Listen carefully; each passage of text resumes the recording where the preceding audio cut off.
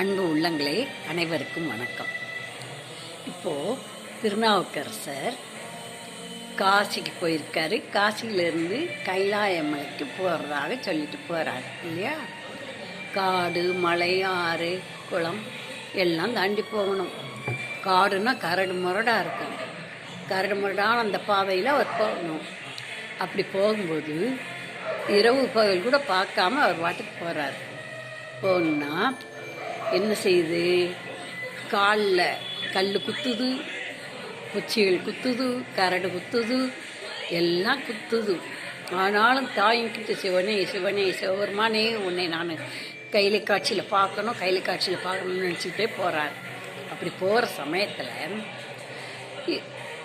அந்த வழியில், காட்டு வழியில் இருக்க மிருகங்கள்லாம் என்ன செய்தான்? இவருக்கு தலை வணங்கி நிற்குதான். தலை வணங்கி இவரை வணங்கி நிற்குதான். ஆனால் அதை எதையுமே அவர் பார்க்கல. ஆனால் அவர் பாட்டு போய்கிட்டே இருக்கார். அப்படி போய்கிட்டு இருக்கையில் பாதம் வரைக்கும் அவருக்கு என்ன ஆயிடுச்சு? தேஞ்சு போச்சு. முள் குத்தி, கல் குத்தி, கரடு குத்தி அப்படியே தேஞ்சு புண்ணாக போய் ரத்தமாக ஒழுகுது. ஒழுகின உடனே என்ன செய்கிறாரு?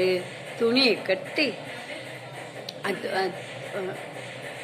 அந்த பச்சளை எல்லாம் எடுத்து பிடுங்கி காலில் எல்லாம் அந்த துணியை நம்ம இப்போ கட்டுறோம் இல்லையா, அது மாதிரி அந்த பச்சளைகளை வச்சு கட்டிக்கிட்டு கையாலேயே நடந்து போவார். கைகளை ஊண்டி 4 காலை வச்சு, இந்த சின்ன பிள்ளைகள்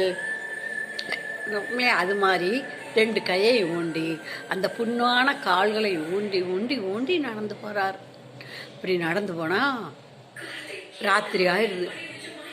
பகல்ல எல்லாம் இந்த மிருகங்கள் வழி விட்டு ஒதுங்கி நின்று அவருக்கு வணக்கம் செலுத்துச்சு. ராத்திரி நேரத்தில் என்ன செய்யுமா? இந்த நல்ல பாம்பு என்ன செய்யுமா? ரொம்ப வயசான பாம்பு. அந்த பாம்புகள் 100-120 வருஷம் வாழுமா. அப்படி வாழ்கின்ற பாம்புகளுக்கு விஷமானது நாகரத்தினக்கல்லாக மாறிடுமா. ரத்தினமாக மாறிடுமா அந்த விஷமானது. யாரையும் கொத்தாமல் கொஞ்சம் கூட அது செலவழிக்காமல் இருந்துச்சுன்னு சொன்னால் அந்த விஷமானது ரத்தினக்கெல்லாம் மாறிடுமா. அதைத்தான் நாகரத்னம்னு சொல்கிறது. அந்த மாதிரி கல் பெரும் வெளிச்சம் கொண்டதாக இருக்குமா. அந்த வயசான பாம்பு ராத்திரியில் தான் பறக்க வருமா. ஏன்னா பகல்ல எல்லாம் எதிரிகளுக்கு பயந்துக்கிட்டு நம்ம வயசாயிடுச்சு, நம்ம எதிரிகளுக்கு மீள முடியாதுன்னு அதுக்காக ராத்திரி நேரத்தில் இந்த ரத்தினக்கல்லை கீழே துப்பி வச்சுட்டு கக்கி அப்படியே வச்சுட்டு அந்த வெளிச்சத்தில் வர்ற பூச்சிகளை, எலிய, அந்த வெளிச்சத்தை பார்த்து வரும் இல்லையா, அதையெல்லாம் பிடிச்சி சாப்பிட்டுட்டு மறுபடியும் வயிறு நஞ்ச உடனே அந்த கல் எடுத்து அந்த விஷப்பைக்குள்ளே வச்சுக்கிட்டு போயிடுமா. 4 நாளைக்கு கவ்வி உள்ளே தள்ளி போயிடுமா. இது மாதிரி அது ஒரு நேரம் அப்படி வச்சுக்கிட்டு இருக்கும்போது இந்த திருநாவுக்கரசர் அங்கிட்டு வந்திருக்காரு. அந்த பாதை வழியாக போயிருக்காரு. ஆகா, ஒரு தொண்டர் சிவனடியார் இந்த பக்கம் போகிறாரே, அவருக்கு இருட்டாக இருக்குமே, அவருக்கு வெளிச்சம் காட்டணும்னு சொல்லி இந்த நாகரத்தினக்கல்ல வாயில் கவ்விக்கிட்டு அப்படியே அவர் கூடயே நடந்து வந்துச்சான். அவர் கால் தேஞ்சு போச்சா, இப்போ கையை ஊண்டி காலையும் கையும் காலை மெதுவாக ஊண்டிட்டு கை 2ஐயும் நல்லா ஊண்டி 4 காலில் நடக்கிறாரு. 4 காலில் குனிஞ்சமானக்கு நடந்து போய்கிட்டு இருந்தா கையெல்லாம் தேஞ்சு போச்சு. கையை புறங்கை வரைக்கும் தேஞ்சு போச்சு. இனி என்ன செய்யறதுன்னு சொல்லிட்டு ரொம்ப வேகமாக மறுபடியும் பச்சை இலையெல்லாம் கையில் எல்லாம் கட்டிக்கிட்டு அந்த கையை ஊண்டி காலையும் ஊண்டி தவந்து நெஞ்சாலையும் வயிற்றாலையும் இந்த 7 மாத பிள்ளை 8 மாத பிள்ளை தவக்கும் இல்லையா, நடக்கும் போது நீஞ்சி தவக்கும் இல்லையா, அது மாதிரி தவந்து போகிறாரு. அப்படி தவந்து போகும்போது காடெல்லாம் தாண்டி போகிறாரு. அதுக்கப்புறம் அங்கேயும் பூரா நெஞ்சு பகுதி, வயிறு பகுதி, முட்டிக்காலெல்லாம் தேஞ்சு போகுது. தேஞ்சு போன உடனே தேஞ்சு புண்ணாக போய் ரத்தமாக போகுது. நீ என்ன செய்கிறது? மறுபடியும் பச்சை இலையெல்லாம் பிடுங்கி கட்டிக்கிட்டு அவர் என்ன செய்கிறாரு? மறுபடியும் தவந்து போகிறாரு. தவந்து போனவர் முடியலைங்கவும் உருண்டு போகிறார். உருண்டு போகும்போது சிவபெருமான் பார்க்குறாரு. பிடிவாதக்காரனாக இருக்கானே, இவன் வந்துடுவான் போல் இருக்கு, கைலாய மலைக்கு உயிரோடு வர முடியாது, இவனை எப்படி கட்டுப்படுத்துறது அப்படின்னு சொல்லி ஒரு முனிவர் வேடம் வந்து அவர் முன்னால் வந்து நிற்கிறார். ஐயா பெரியவரே, எங்கே போகிறீங்க அப்படின்னு கேட்குறாரு. கேட்ட உடனே,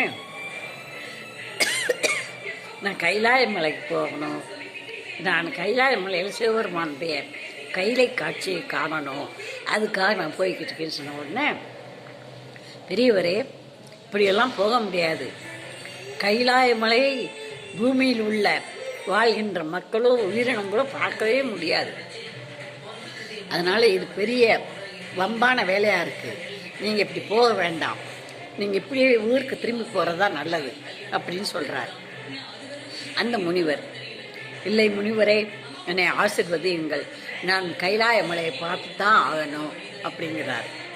அவருடைய இந்த விடாத பிடிவாதத்தையும் அவருடைய மனசையும் பார்த்தவரே, அடடா இவர் சொன்னால் கேட்க மாட்டார் போட்டிருக்கே, இவருக்கு ஏதாவது வழி செய்யணும்னு சொல்லி உடனே மறைஞ்சு போய் நின்றுக்கிறார்.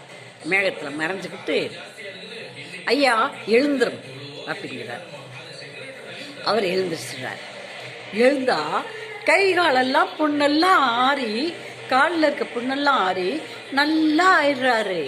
நல்லா ஆன உடனே சிவபெருமான் மேலிருந்து சொல்கிறாரு, நாவுக்கரசரே, இந்த பக்கத்தில் இருக்கும் குளத்தில் இங்கு மூழ்கும் நீங்கள் திருவையாற்றில் எழுந்திருப்பீர்கள், இந்த குளத்தில் மூழ்கினா திருவையாற்றில் எழுந்திருப்பீர்கள், அங்கு கைலாய காட்சியை காணலாம் அப்படின்னு சொல்லிட்டு மறைஞ்சு போயிடுறாரு.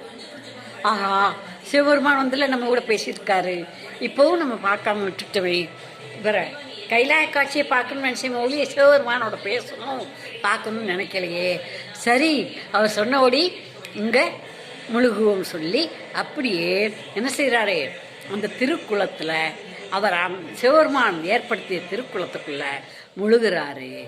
முழுந்துருச்சு. பார்த்தா முழுகுனா கொஞ்ச நேரம் கழிச்சு முங்கி தலையை உளர்த்திட்டு திருப்பி தலையை இப்படி ஆட்டு தலையில் இருக்க நீரெல்லாம் உதறிட்டு திரும்பி பார்த்தா திருவையாறு, தமிழ்நாட்டில் உள்ள திருவையாற்று குளத்தில் எழுந்து நிற்கிறார். தொடர்ந்து அவர் என்னென்ன காட்சிகளை பார்த்தார், கைலாயத்தை பார்த்தாரா என்று தொடர்ந்து பார்ப்போம். குழந்தைகளுக்கு காட்சிகளை பாருங்கள். இந்த பெரிய புராணத்திலிருந்து திருநாவுக்கரசர் கதையை சொல்லிக் கொண்டிருக்கிறேன். பாருங்கள், கேளுங்கள், புண்ணியம் பெறுங்கள், குழந்தைகளுக்கு சொல்லுங்கள், குழந்தைகள் கேட்கட்டும், நமது சிவபெருமான் ஆற்றிய அற்புதங்களை காணட்டும், அவர்களும் தெரிந்து கொள்ளட்டும். நாம் ஒவ்வொருவரும் தெரிந்து கொள்ள வேண்டிய இந்த சிவபுராணத்தை, பெரிய புராணத்தை மிக எளிமையாக அடுத்த தடவை வாசித்து காட்டுறேன், இது எப்படி இருக்குன்னு பாருங்கள். ஆனால் இன்னைக்கு உங்களுக்கு எளிமையாக எடுத்து சொல்லியிருக்கிறேன், காதில் அப்படியே காதில் கேட்குறது மனசில் பதியும்படியே எடுத்து சொல்லியிருக்கிறேன். நீங்கள் இதை குழந்தைகளுக்கு சொல்லுங்கள், தொடர்ந்து பாருங்கள், சப்ஸ்கிரைப் பண்ணுங்கள், லைக் போடுங்கள். நன்றி, வணக்கம்.